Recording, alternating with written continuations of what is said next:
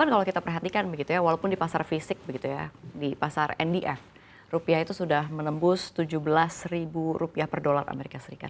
Kalau kita lihat ya, seberapa besar tekanan ini datang dari sentimen global seperti dolar Amerika Serikat yang kalau kita lihat terpantau cukup kuat gitu ya, dan juga the Fed higher for longer. Ini seperti apa pergerakan rupiah di pekan ini? Iya, memang kalau kita perhatikan berkaca dulu ya, terlebih dahulu kita ke pekan lalu, pergerakan rupiah itu memang cukup melemah ya. Dan bahkan di penutupan di perdagangan Kamis, which is adalah perdagangan hari terakhir di pekan lalu, yes, rupiah kita itu mengalami pelemahan hingga menembus level terlemahnya ya sepanjang masa gitu ya, di 16.880 ya, berdasarkan data dari Refinitiv.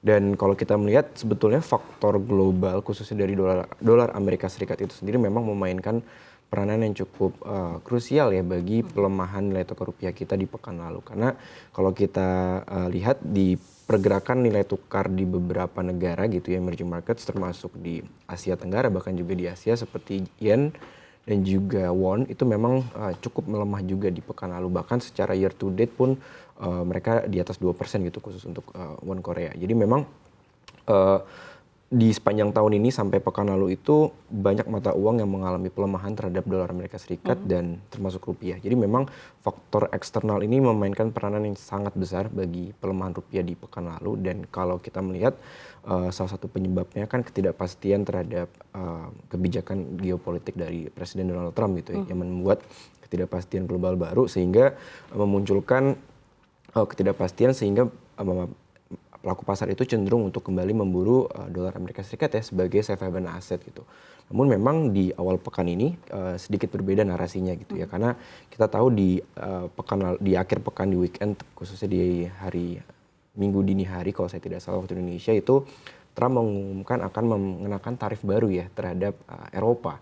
Jadi memang ini menjadi sebuah tantangan baru bagi global dan juga memunculkan ketidakpastian baru. Namun di narasi kali ini itu justru kita lihat di perdagangan hari ini di XY itu justru melemah cukup signifikan, bahkan 0,3 pelemahannya. Jadi memang pasar ini sedikit menghukum dolar Amerika Serikat seperti itu akibat dari kebijakan proteksionisnya Donald Trump. Jadi memang kita melihat pelemahan dolar di hari ini tentunya menurut saya bisa membawa sedikit angin segar ya bagi pergerakan rupiah kita paling tidak di hari ini. Dan mungkin kalau pergerakan dolar AS-nya itu sendiri atau di XY di minggu ini terus mengalami pelemahan seiring dengan pelaku pasar yang sepertinya mulai keluar dari aset berdominasi dolar gitu ya, seiring dengan kebijakan Trump yang baru ini, tentu rupiah kita bisa mendapatkan angin segar untuk kembali bisa dikatakan sedikit membaik itu pergerakannya, bahkan kembali bergerak di 16.700-an harapannya seperti itu.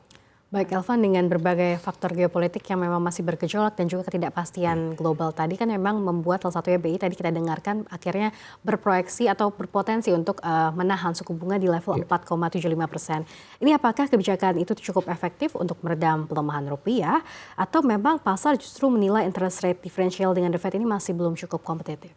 Iya, kalau kita melihat di kebijakan suku bunga Bank Indonesia yang memang besok kan akan dimulai RDG gitu ya, dan akan diumumkan hari Rabu nanti tanggal 21, tentu kita juga saya pribadi memproyeksikan bahwasannya sepertinya BI masih akan menahan suku bunga ya, karena itu tadi di pekan lalu kita menghadapi rupiah yang mengalami pelemahan cukup signifikan dan juga sampai mencetak level terlemah baru, artinya memang ada tekanan bagi nilai tukar rupiah kita.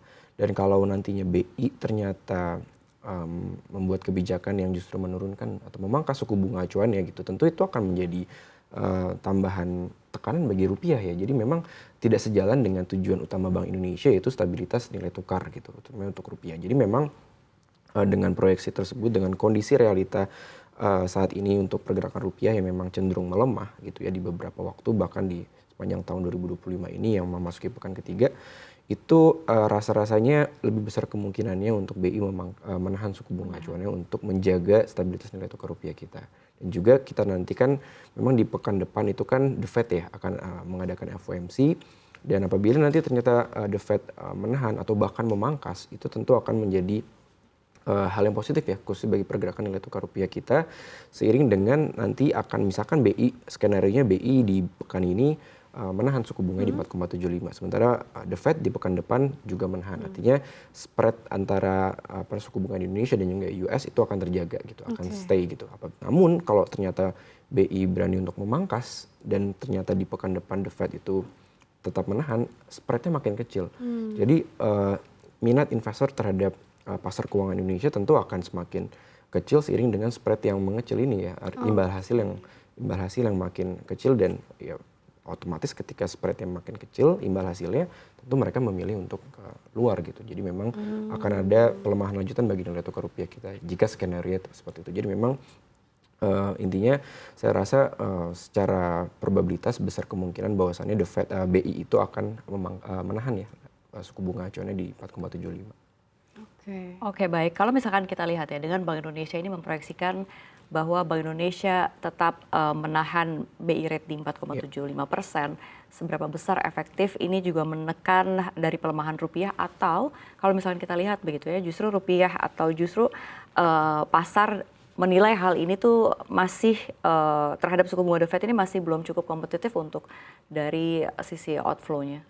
Kalau saya melihat kalau nanti BI memutuskan untuk menahan level suku bunga acuannya di 4,75, tentu ini hanya akan menjadi semacam bantalan ya untuk menahan level rupiah kita untuk melanjutkan pelemahan, seiring dengan itu tadi imbal hasilnya yang spreadnya tidak makin besar gitu. Tidak makin kecil. Jadi memang hanya faktor itu yang bisa membuat keputusan dari Bank Indonesia untuk menahan, implikasinya pada selera atau ekspektasi pasar terhadap spread yang tidak menjadi lebih kecil lagi gitu.